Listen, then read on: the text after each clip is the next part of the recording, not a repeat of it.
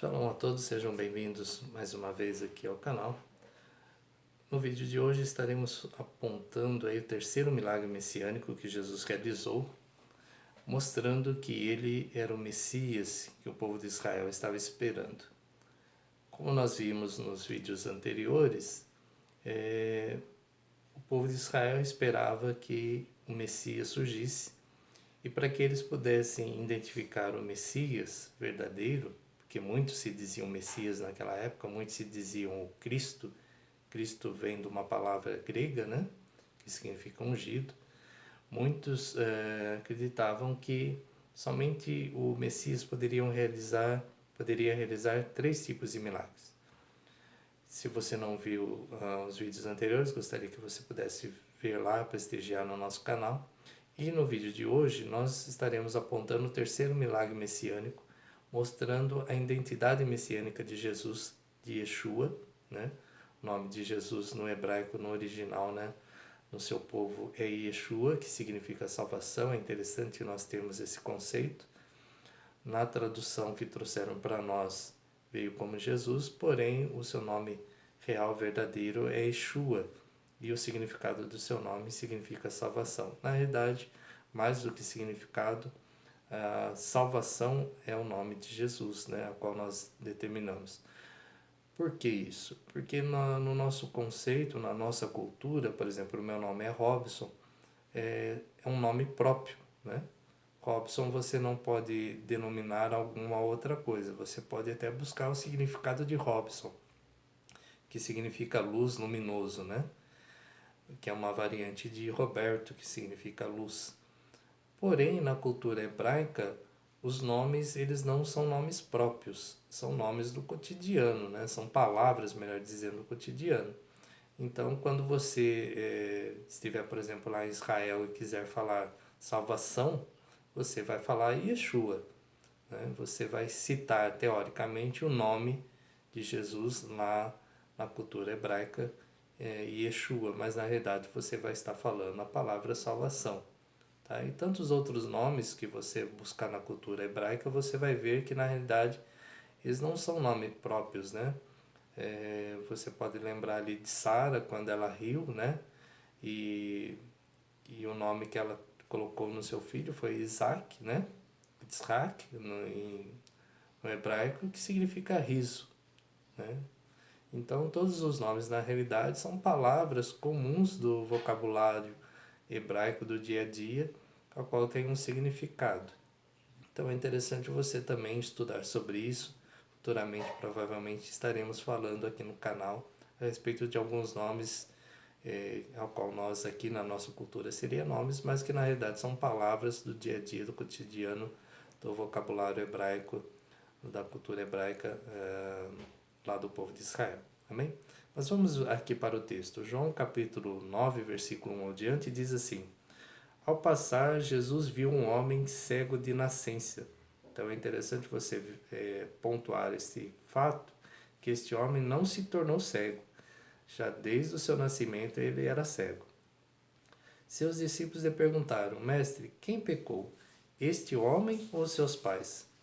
Então, os discípulos fazem uma pergunta aqui um pouco estranha, não sei se você já chegou a analisar. Se Jesus tivesse falado, mestre, qual pecado que seus pais cometeram para que ele nascesse cego, era até compreensível por algumas passagens bíblicas. Porém, esses homens perguntam, Jesus, quem pecou, este homem ou seus pais? Não soa estranho, porque se esse homem pecou, quando que ele pecou, se ele já nasceu cego? Né? E nós estaremos vendo adiante sobre esse estudo. Jesus disse: Nem seus pais pecaram, mas isto aconteceu para que a obra de Deus se manifestasse na vida dele. Enquanto é dia, precisamos realizar a obra daquele que me enviou. A noite se aproxima, quando ninguém pode trabalhar. Enquanto estou no mundo, eu sou a luz do mundo. Tendo dito isso, cuspiu no chão, misturou terra com saliva e aplicou-lhe aos olhos. Então lhe disse: Vai, lava-se no tanque de Siloé, que significa o enviado. Siloé significa enviado. E o homem foi, lavou e voltou vendo.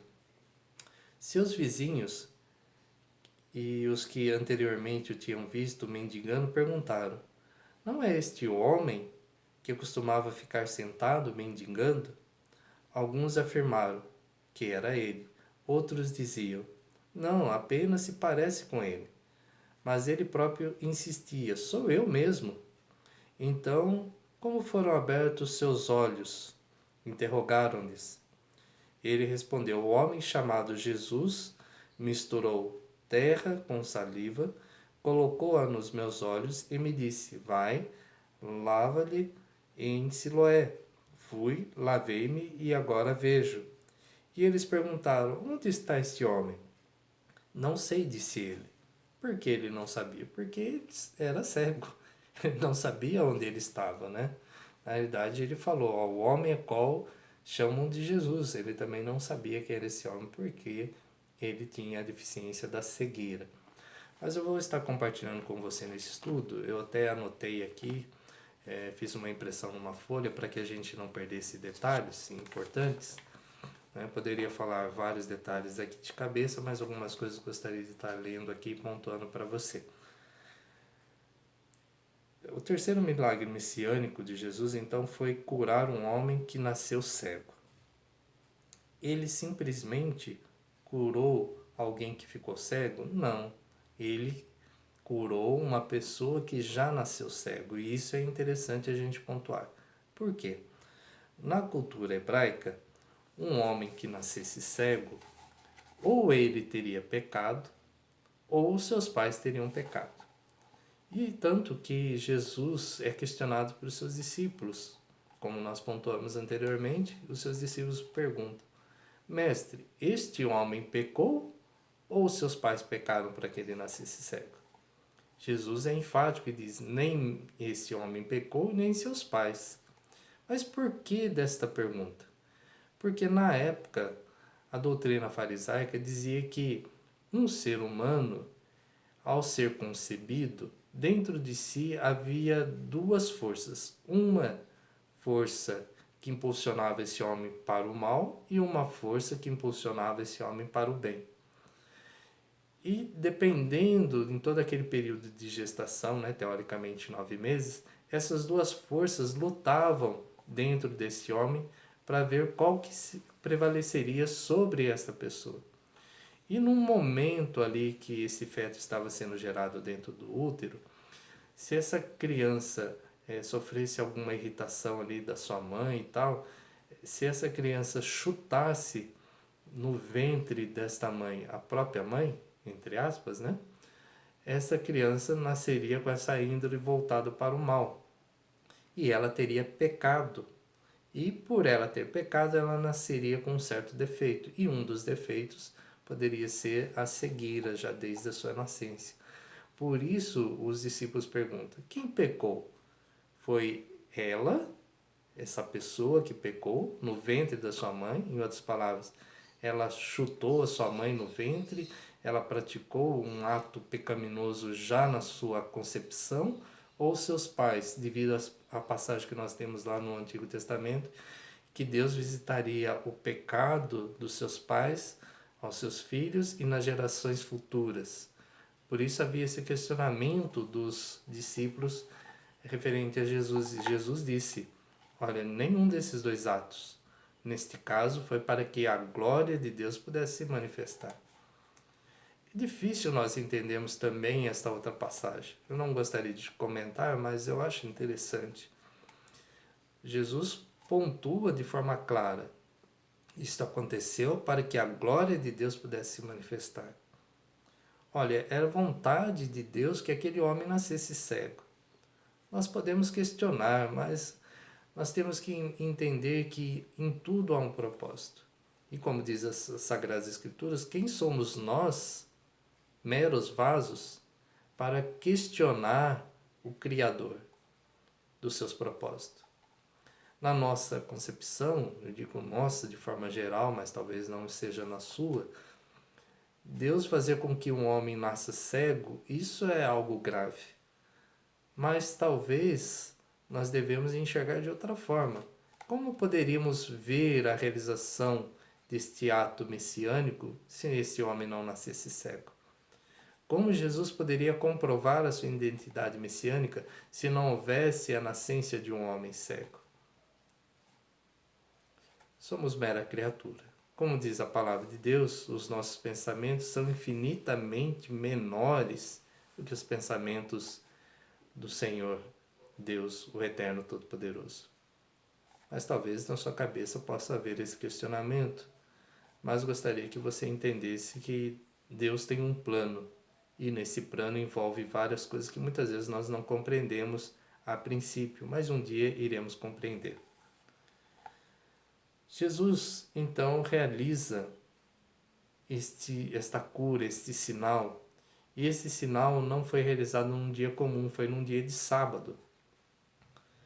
E não era um sábado somente um sábado entre aspas comum, porque para o judeu nem um sábado é comum, é um dia de descanso, é um dia de guarda, é um dia de festa. Na realidade, na cultura hebraica é assim que é visto o sábado, um dia de descanso, um dia ordenado para o Senhor para que ele pudesse descansar, mas também na realidade é uma festa bíblica, todo sábado é uma festa bíblica. E Jesus cura aquele homem num dia de sábado. E mais à frente nós vamos ver, se você prosseguir com a leitura, que os fariseus, o sinédrio, questiona: esse Jesus não pode ser um homem enviado por Deus, mas sim um pecador, porque ele curou esse homem num dia de sábado. Mas Jesus mostra que é muito mais importante salvar, curar num dia de sábado do que simplesmente deixar de fazer essas questões num dia de sábado. É interessante que você também entenda o seguinte: a palavra de Deus mostra vários mandamentos, mas dentre desses mandamentos, que existe o guardar do sábado, nós temos que entender que na mentalidade que a Bíblia traz, na compreensão que a Bíblia traz, nós podemos entender que nenhum mandamento ele é mais importante do que a salvação, a cura, a libertação, o sustento, a vida de uma pessoa. Quando se envolve a vida, a salvação, a cura, a libertação, o sustento de uma pessoa, você, entre aspas, não quebra o guardar de um determinado mandamento, no caso aqui específico o sábado, mas você realiza a obra de Deus curando, abençoando, libertando uma pessoa. E isso supera o princípio do mandamento. Mas na realidade, não que você abole o mandamento, mas você supera em amor. Em gratidão a Deus você realiza em misericórdia. Ter um coração misericordioso para com o outro, você não quebra a lei do sábado, por exemplo, de guardar o sábado. Mas você realiza a libertação, a cura, a salvação de uma pessoa que estava necessitada. E isso é muito maior do que guardar o sábado. É assim que é se visto pelas Sagradas Escrituras. E este homem, ele é enviado por Jesus ao tanque de Siloé. É interessante você entender que esta palavra Siloé significa o enviado. Jesus envia aquele homem para um tanque a qual designava a sua missão, que era o enviado do Eterno, de Deus, o Pai, para com Israel. Então Jesus não manda aquele homem para qualquer tanque, mas manda para um tanque específico. E justamente na festa dos tabernáculos, para que se chegasse a esse tanque, havia duas dificuldades. Primeiro, que esse tanque se encontrava no centro de Jerusalém, era não muito fácil acesso para uma pessoa que era cega. E nesse dia específico, havia um costume, uma tradição judaica, que os sacerdotes deveriam lavar os degraus, a escadaria ali do templo. Então havia toda uma romaria, todo um cortejo, toda uma festa, e todos os sacerdotes iam até o tanque de Siloé pegar água para lavar a escadaria ali do templo. E este homem chega neste lugar com seus olhos untados de barro, e este homem chega onde há vários sacerdotes que observam esse homem, o que ele está fazendo ali. E este homem lava os seus olhos, tira aquele barro, né? E ele enxerga. E ele simplesmente não somente enxerga, mas ele manifesta este ato que ele está enxergando. Veja bem, o que Jesus fez? Jesus cura este homem, de certa forma, em duas partes. Primeiro, passando o lodo ali nos seus olhos. Segunda parte, enviando este homem, né, para o tanque de Siloé, a qual ele lava os seus olhos são abertos. E fazendo isso, Jesus envia uma mensagem para os sacerdotes apontando que ele era o Messias, que ele estava realizando ali o terceiro sinal messiânico apontando que ele era o enviado. E olha, não é coincidência de Jesus ter enviado este homem que era cego para o tanque que chama o enviado. Você entendeu? Jesus, em nada, em nenhum dos seus atos, ele vazia por acaso, mas tudo com o propósito de mostrar a sua identidade messiânica. E quando os sacerdotes viram que não somente os sacerdotes, mas aquela multidão, porque não era somente os sacerdotes que iam até o tanque de Siloé, havia todo um cortejo, todo um festival, várias pessoas acompanhavam esse esquema de lavar as escadarias na festa dos tabernáculos, toda a multidão que começa a questionar. Olha, não era esse homem que era cego, não simplesmente cego, porque ele se tornou cego, mas um homem cego de nascença. Não é esse homem que era cego e que mendigava? E aí começa todo um questionamento. Por quê? Se este homem era cego de nascença e agora estava enxergando, opa, o Messias que operou esse milagre, porque somente o Messias poderia fazer esse tipo de milagre, esse tipo de sinal. E aí esse homem, ele é levado para ser interrogado pelos sacerdotes, pelos doutores da lei, pelos fariseus, pelos escribas, ou seja, pela composição de todo o sinédrio. E se você for ver nos textos adiante, você vai ver que eles começam a questionar: quem curou você? E ele fala assim: olha, eu não sei apontar quem é este homem, mas dizem que é Jesus. Mas esse homem não é de Deus, porque se ele fosse de Deus, ele não teria feito esse milagre no sábado, né? Mas você pode ver no texto a seguir que muitos dos fariseus também começaram a questionar: mas se esses sinais que estão sendo feitos por este homem não é de Deus, como não ser realmente de Deus? Porque somente um homem enviado da parte de Deus poderia realizar esses milagres. Então você vê ali no texto a seguir, que nós não lemos, mas começa a surgir dúvidas, né? Não só nesse milagre, mas também no milagre anterior, dúvida entre os próprios fariseus. Uma ala acreditando que Jesus não era o Messias, não era o enviado, não era o Salvador, e outra ala acreditando realmente que Jesus era o Messias, o Salvador.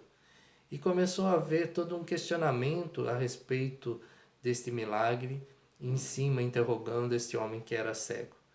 Eles queriam de toda forma entender e na realidade eles queriam ter provas para negar este milagre messiânico.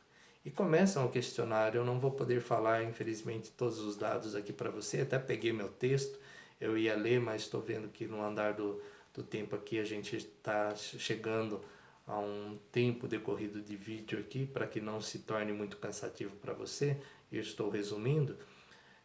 Eles começam a questionar, mas quem foi este homem? Você realmente era cego de nascença, não sei o que lá? E começam a questionar esse homem fala, realmente eu era, né? Mas um homem desse não poderia ter te curado, porque hoje é dia de sábado, viola o sábado.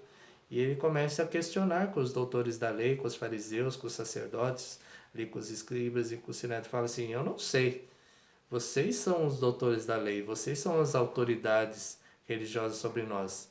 Se esse homem é pecador, se esse homem não é pecador, eu não sei, só sei que eu era cego desde nascença e a partir de hoje eu enxergo, né? E começa todo um questionamento a ponto que chamam os pais deste homem e pergunta, e ele fala assim, realmente esse é o nosso filho. Agora se ele enxerga, se ele não enxerga, porque ele enxerga, os pais deles falaram que não sabia, né?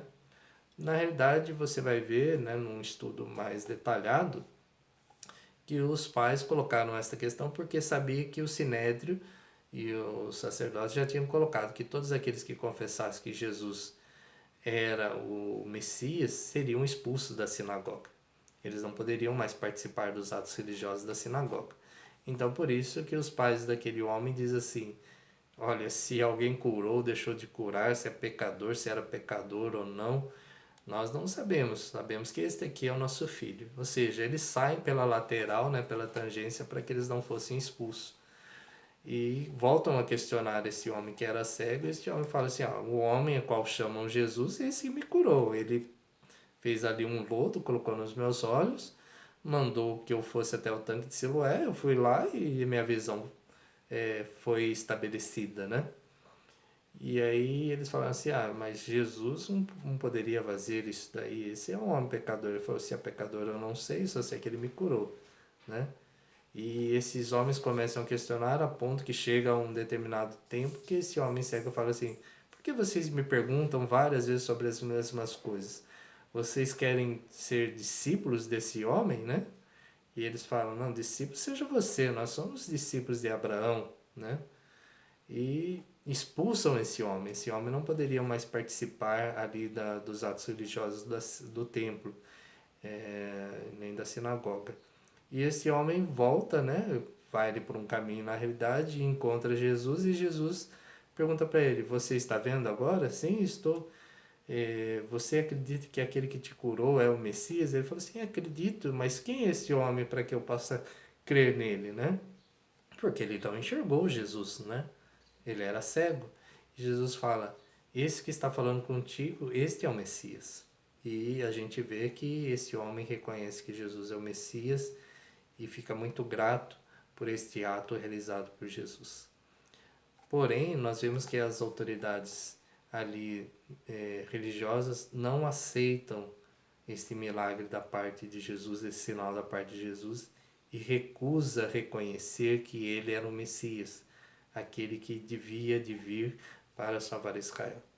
Então Jesus, nesse momento, realiza o seu terceiro sinal, mostrando a sua identidade messiânica, apesar das autoridades religiosas não admitirem, mas Jesus, através deste ato, mostrou para grande parte daquele povo que estava ali na festa dos tabernáculos que ele era o Messias, aquele escolhido, ungido por Deus, aquele que Isaías profetizou que o Espírito do Senhor estava sobre ele para realizar sinais, prodígios e maravilhas, para declarar o ano aceitável do Senhor, para proclamar a liberdade aos cativos.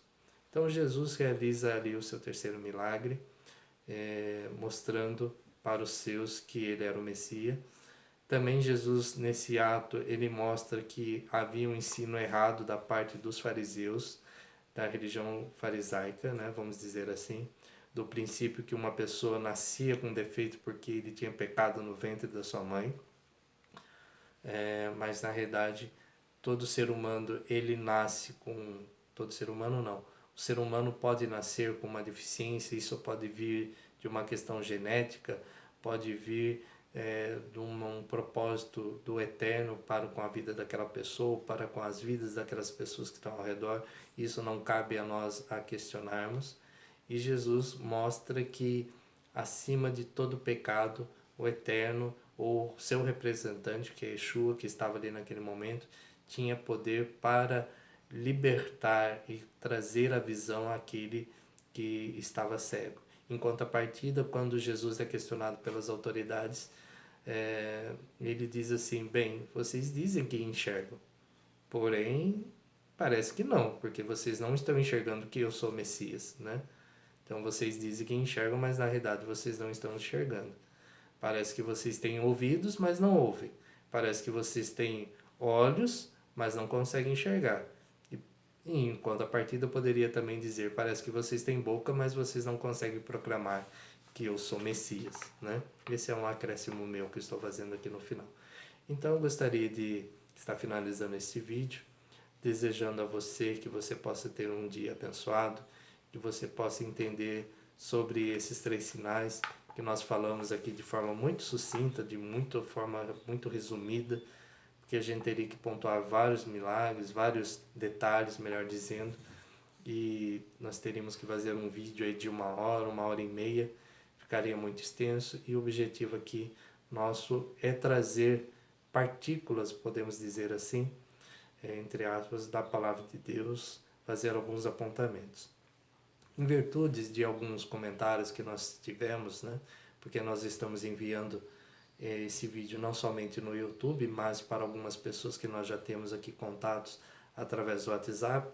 Devido a alguns comentários que nós fizemos, provavelmente nós iremos pontuar alguns outros sinais, alguns outros milagres que foram realizados por Yeshua, trazendo, vamos dizer assim, o lado que está por trás desses sinais. Um exemplo que eu gostaria de pontuar aqui é a respeito daquele homem de Gadara que estava endemoniado.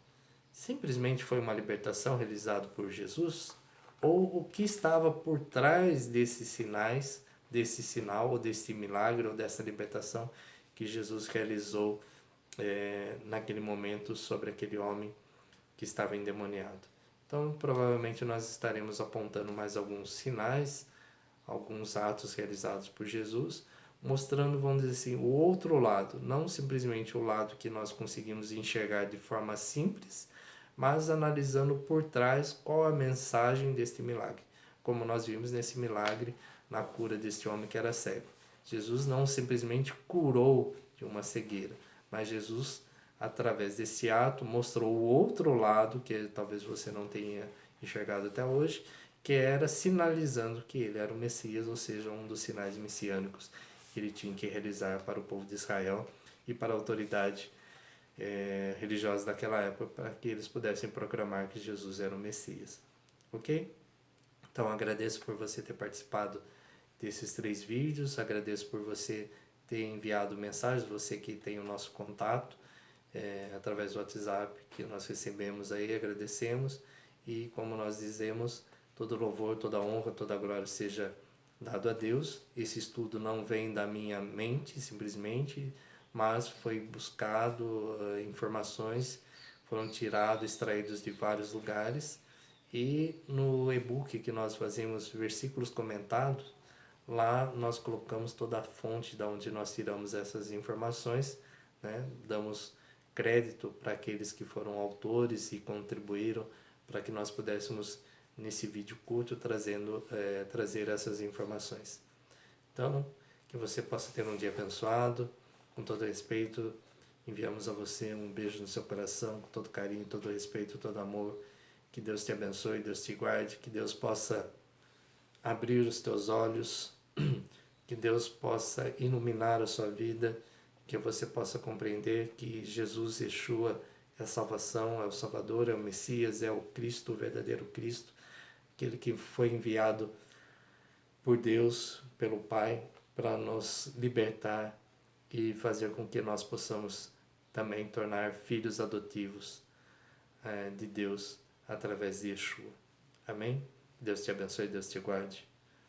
Com todo carinho, todo respeito, nós te desejamos salvação, iluminação, shalom, plenitude para você e para toda a sua casa, para toda a sua família. Assim seja. Amém, amém, amém. Deus, Rei fiel. Shalom a todos, muito obrigado. Até o próximo vídeo.